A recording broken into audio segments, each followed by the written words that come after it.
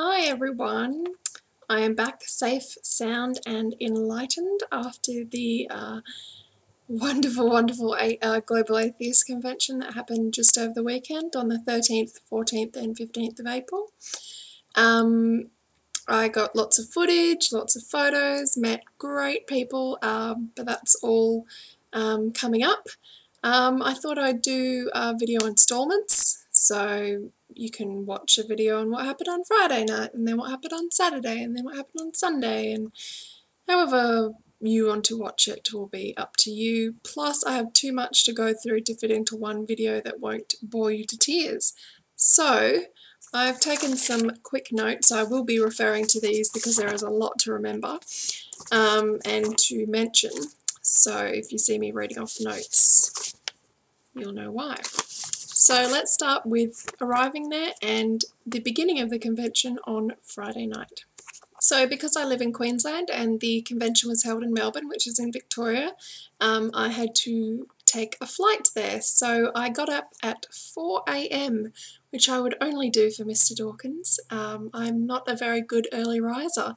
I was a tad cranky, so I felt sorry for my brother and dad who were coming with me. Proceeded to drive an hour to the airport, wait an hour at the airport, fly for 2 hours, and then taxi for half an hour to our hotel. So I don't know how many hours that is. That's 4.5. I'm going to round it up to 5 hours. 5 hours of travelling just to get to another city.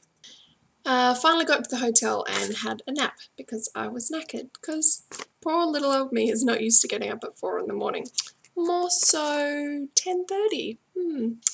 Lazy uni student.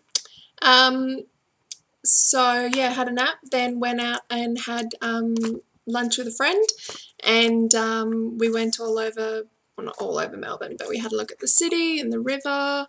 I did have my eyes peeled for speakers and celebrities, but all I saw were hipsters, so I was really disappointed.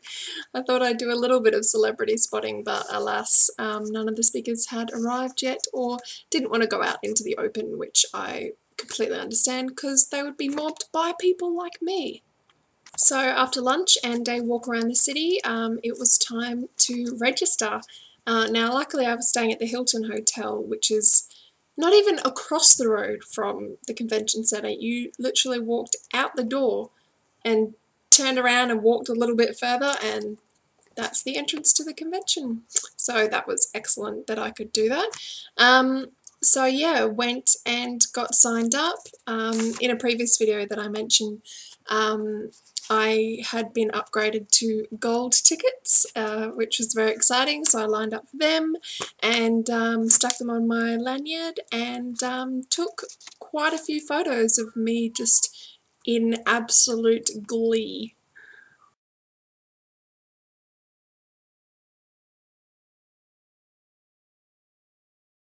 Now, I went with my brother and I said to him, oh, there'll probably be a couple of hundred people here. It's the opening night, everyone will want to be here and mingle. So I said, probably around about maybe just under 1,000. There were 4,000 people there. There were mountains of food, like giant tables of ice with oysters all over them and very fancy, and all the drinks you can imagine. I'm a bit disappointed in myself because I didn't even have a sip of anything. I was kind of so overwhelmed and excited that I couldn't really decide. I had some great people come up and talk to me. Quite a few people who had recognised me from either here or on Twitter. I'd made my video saying I'll be the girl in the wheelchair with the pink hair, and I'd said that on Twitter too. So quite a few people took me up on that on the first night. So yeah, it was weird. I instantly felt welcome in a strange place that I'd never been to before.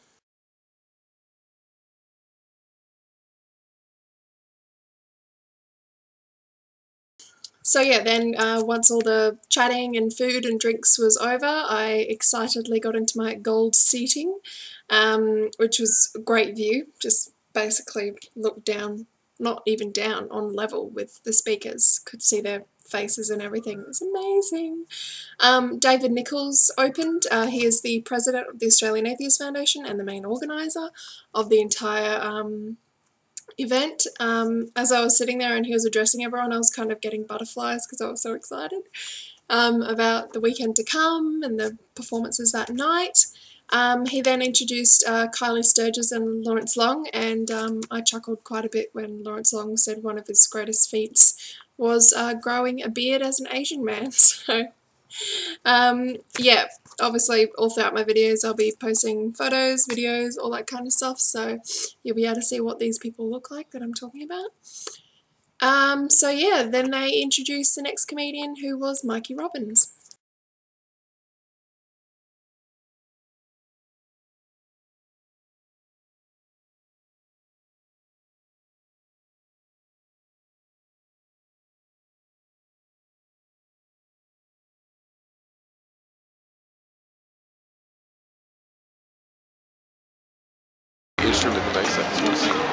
Here we are waiting for the comedy show on the Friday night of the Atheist Convention. I arrived here at 4 o'clock this morning. No, sorry, got up at 4 this morning. And it's about 7 o'clock now, so I feel like it's midnight. I'm knackered, but very, very excited about seeing the comedians tonight. I have seen PZ Myers, but was too embarrassed and starstruck to go up to him.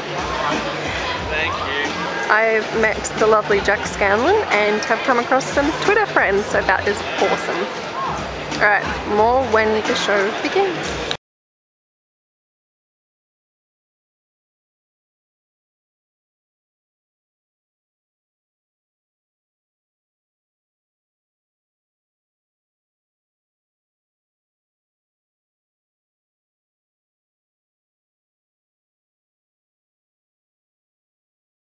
Divisive sectarian societal dysfunction, faith indoctrination supported by secular governments must cease.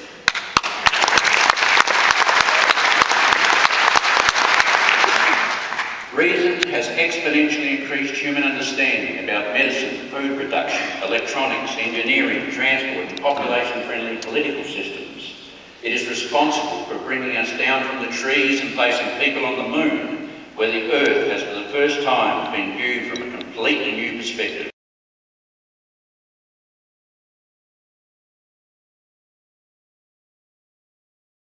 Reason. Now, please, this is Kylie Sturgis, science educator, skeptical Wonder Woman, and blogger extraordinaire. Have I got that right? Well, I'm not actually a science educator. I am the host of the Token Skeptic podcast, and I'm a former religious education teacher. Have yourself, young man. And this, ladies and gentlemen, is Lawrence Long. Hello. He is a documentary maker, a geeky skeptic from the ABC TV series Unbelievable, and you might have noticed that on the show he questioned ghosts, UFOs, psychic powers, but not gods or religion.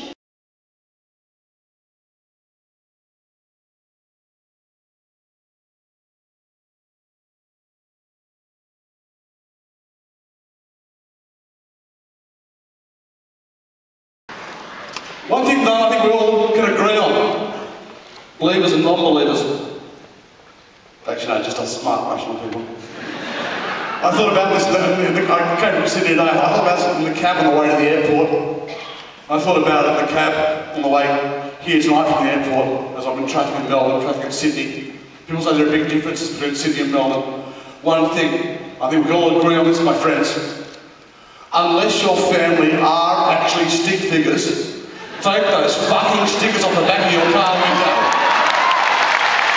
Now, he's an Australian comedian that some of you overseas viewers might not know about. I tend to like him more when he has to think of things on his feet. I don't really like his practiced stand-up routines. I don't find them as funny as him kind of quickly quipping back to people, say in game show type TV shows or performances, which I'm used to seeing him in, such as Good News Week, if anyone in Australia has seen that. Anyway, off topic. Back to notes. So yeah, I tend to like him more. I mean, he was good, he was funny, but not as good as he could be. Next on was Ben Elton, who most of you should know. He's kind of a legend in the comedy circuits. I liked his set. He did quite well, I laughed. Although he did go on and on about things like, what are young women doing to their bodies these days? Piercings, tattoos, hair dyeing. Yeah, but as he was saying that, I was kind of going in my head, piercings, hair dye, tattoo. There's nothing actually strange or wrong with me. I just happen to like body mod and decorating my body, so I was a bit, not really into that. Plus it was kind of off topic from the whole skepticism, atheism, free thinking, free thought thing, which is okay, I guess, but considering the topic of the convention, I think it would have been more appropriate for him to stay on topic, but people seem to like him, and he did well.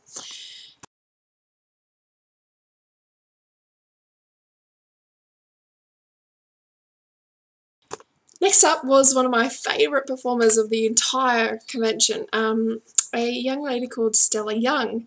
Now previously I had been a big fan of hers. She's the editor of the ABC's website Ramp Up, which is a disability website talking about all sorts of social issues with disability and stuff like that.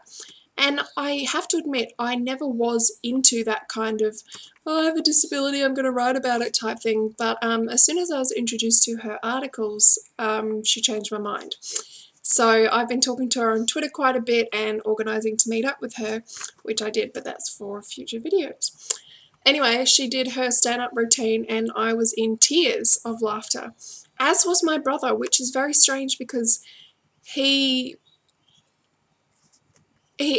doesn't find comedians very funny, but everything that she was saying, because like me, she's in a wheelchair, I could relate to every single scenario that she mentioned in her stand-up routine. I could relate to and had been through. So her making all these jokes about it and stuff made it, I feel like, a lot more funnier for me. I mean, other people could find it equally as funny, but I felt it connected with me on somewhat of a deeper level because I've experienced all these things. Anyway, she was great. One of my favourite lines from her was, I know I'm not going to heaven because apparently there's only a stairway there. And she talks about what I've previously talked about is when kids come up to you and say weird things because they don't know how to deal with the fact that you're in a wheelchair. And the best thing she said a kid has ever said to her is a little kid came up to her and said, "Are you imaginary?"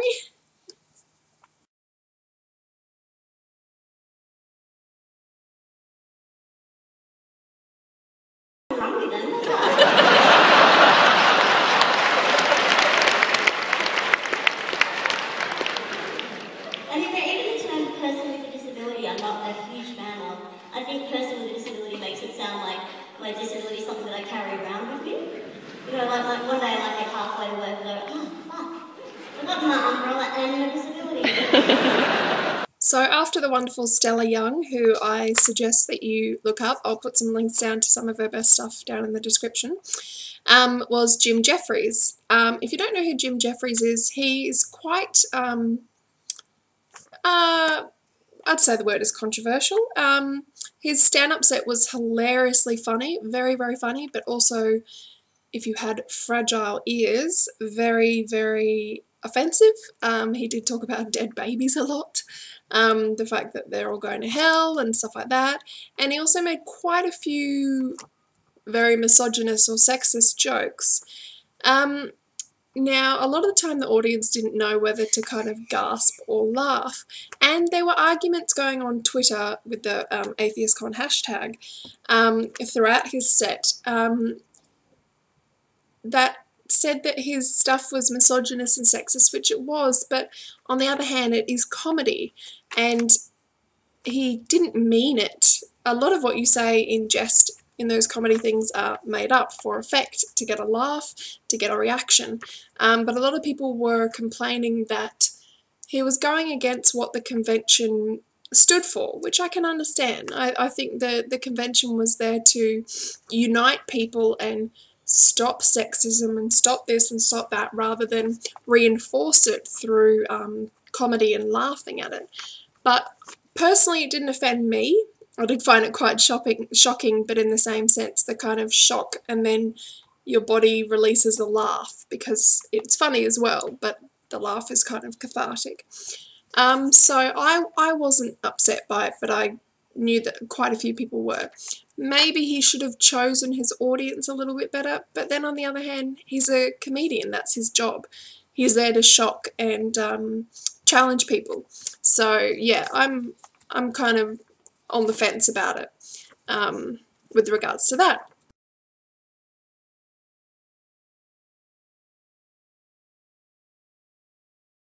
Knock yourself out, son. And what's meant to happen when you die and go to heaven? You see a big bright light. You walk towards the light. What's at the end of the light? All your dead relatives. Well, whoop-de fucking do. You'll be up there meeting everyone. Hello, Nana. Hello, Granddad. Hello, Uncle who used to touch me. So overall, the first night of the convention, the Friday night, was brilliant. I had been up since 4, so I was knackered, but the laughter and the sense of togetherness in this giant room of 4,000 people, and the laughter and all that kind of stuff was really invigorating. I didn't actually feel tired until I got back to my hotel and I thought, oh crap, there's a bed there.